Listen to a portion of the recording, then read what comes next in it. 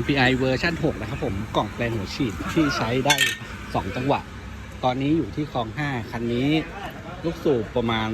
50 กว่ามิลนะใช้ระบบหัวฉีดจูนได้ทั้งไฟและน้ำมันนะเดี๋ยวคันนี้ผมจะให้ช่างเจเป็นคนขับนะแล้วก็ไปเทสกันนะเดี๋ยวค่อยไปชมคลิปตอนวิ่งกันดีกว่า